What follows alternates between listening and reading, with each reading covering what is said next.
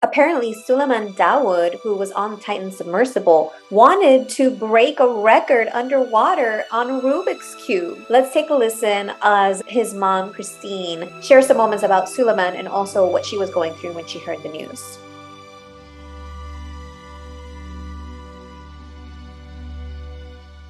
Hi everyone, Empowering True Crime, Alex here, and we've been covering the Titan submersible now for about a week and a half, and I recently reported that Suleiman, who was the youngest passenger aboard, he was only 19 years old, was terrified of going on the submersible, according to family members. And now we're hearing from his mom that he was actually really excited to go down because he was really good at Rubik's Cube and he was going to take his Rubik's Cube and try to set a world record under the ocean, which is really endearing to hear. So let's hear a little bit more from his mom, who was interviewed by the BBC, and learn a little bit more about his fascination with the Rubik's Cube. So let's just take a moment here for Suleiman, for his father, for the other passengers on board, and also their families. Before we dive in, if you haven't yet subscribed to my channel, I'd appreciate if you join the empowering family. Let's be the voice for the voiceless. It's unfathomable what you're going through, but what has it been like?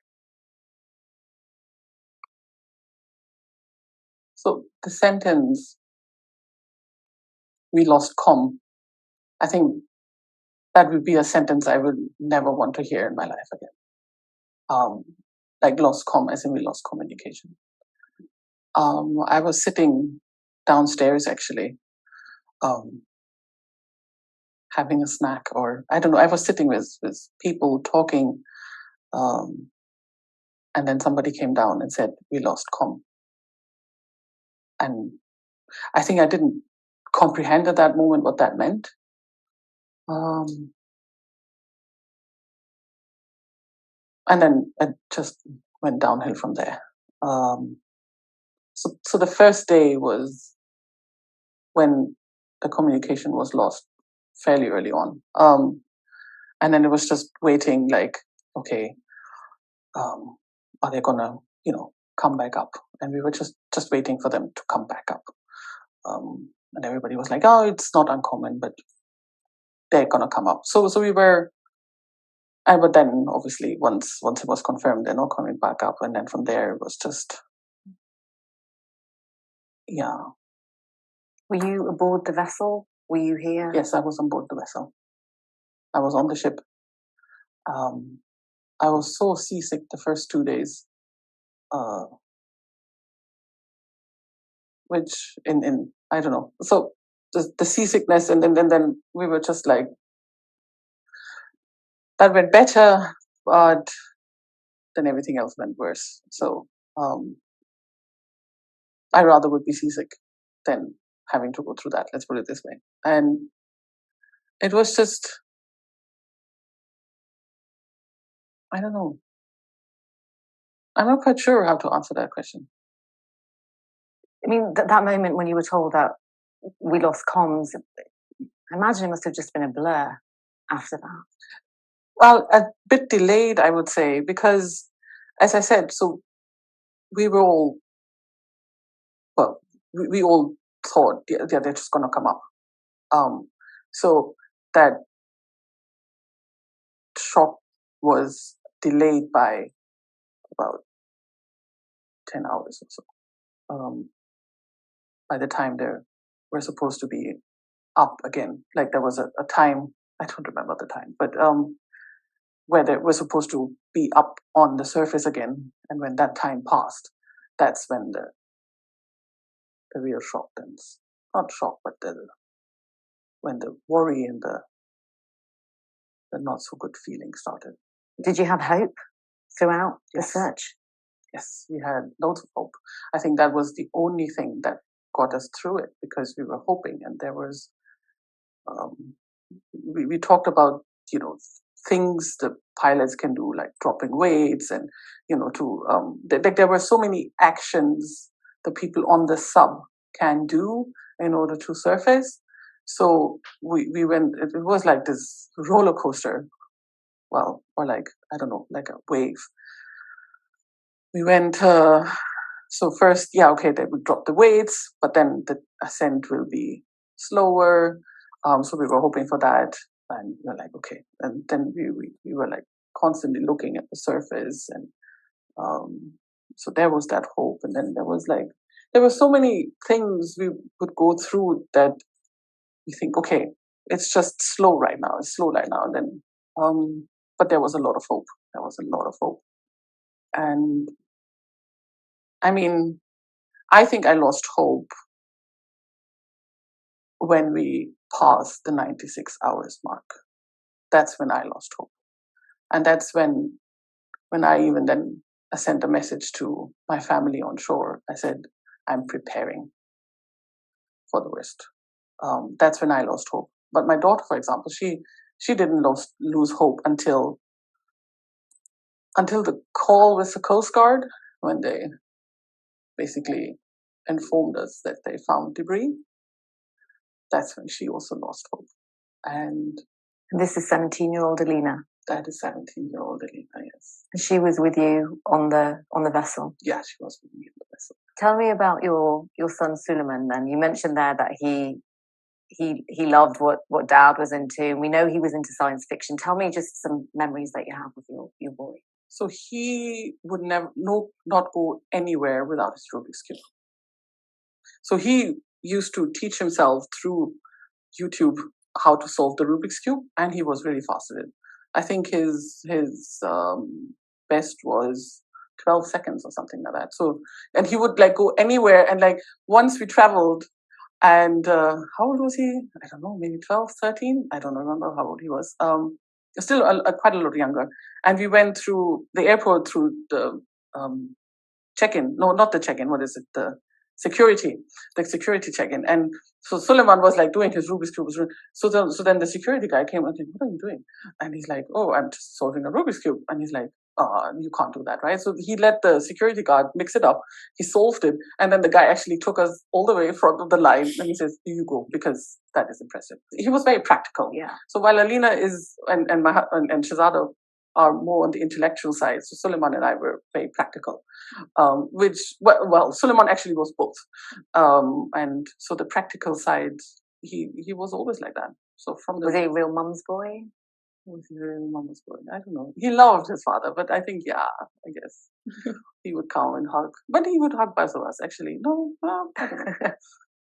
From my part, he definitely was. But if you want to share this, Christine, I wondered what were your last moments or words that you shared with your husband and son? Do you remember that?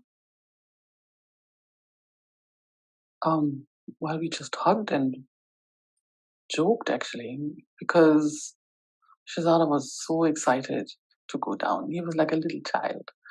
Was that a lifelong dream of his? Yes, absolutely. He had this ability of childlike excitement. So they both were so excited.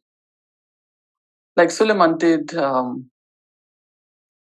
think 2 years ago or so. So when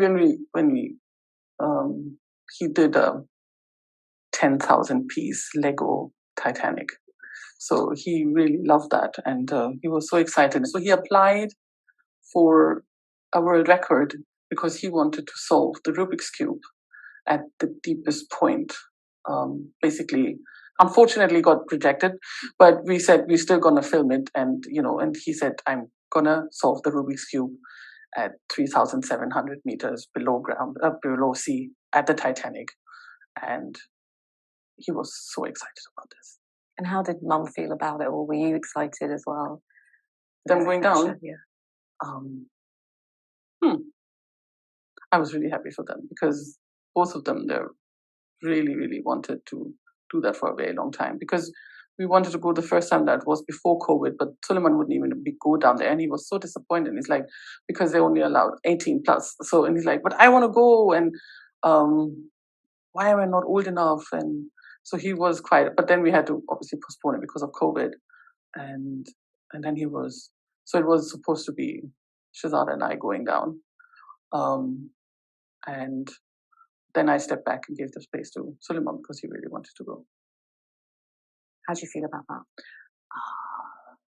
Let's just say that.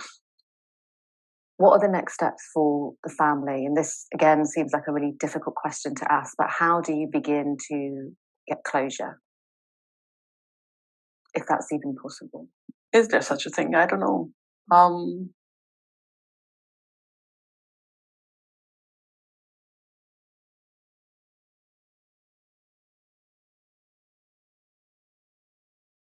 I think he started so many amazing projects.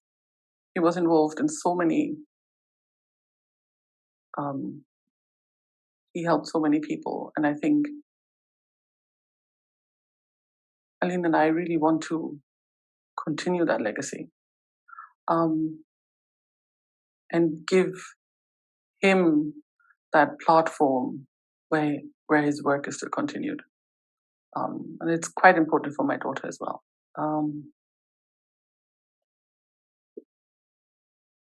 We remembered, and Aline and I said both we're going to learn how to solve the Rubik's Cube. That's going to be a challenge for us because we are really bad at it. But we're going to learn it. 12 seconds. Yeah. We promised ourselves we're going to learn it for Suleman. And we're going to... Suleman loved movies. And we said we're going to sit there and watch every single movie that he liked. We're going to do that. We're going to watch every single one of them. Is there anything else you want to add, Christine? I don't know. No. But I miss them. And I really, really miss them. Yeah. Now let's watch as Suleman solves the Rubik's Cube that he was so great at. Okay, so Suleman has told us that he can fix the cube in 9 seconds, yeah? Yeah, but that's my best. So that's your best. Let's see. 15. So should we give you 20? Yeah. Okay, let's see if you can fix this in 20 seconds. Starting now.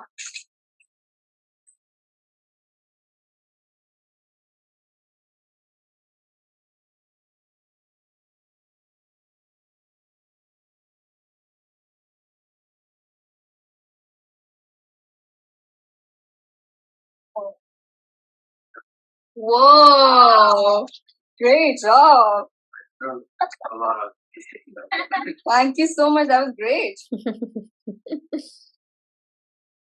Wow. So this is, I mean, it was heartwarming to hear that both that Shahzada was very excited to go on, that it was his lifelong dream. Now he's sadly immortalized as part of the wreckage, but Suleman also was excited. He did a Lego model. He wanted to solve the Rubik's Cube and down there, maybe even apply for a world record. And so it was lovely to see and to hear his mom saying that and that she was excited for them. She was happy for them as well. So what maybe there was some fear that he had of going, but that he was actually really excited to go. So that's actually really heartwarming to hear that. And I would love to hear your thoughts. Let me know what you think in the comments. Just do another quick moment of prayer for Suleman, for Dad Shahzada, for Christine and Alina and the other passengers and their families. And if you enjoyed this video, I'd appreciate if you hit the thumbs up. And if you haven't yet subscribed to my channel, consider joining the empowering family so that we can be the voice for the voiceless, missing persons, survivors, and more. With that, stay safe, stay thriving, always follow your intuition, and remember to keep it empowering. Bye for now. Don't forget to like, subscribe, and hit the bell button for notifications. Thank you.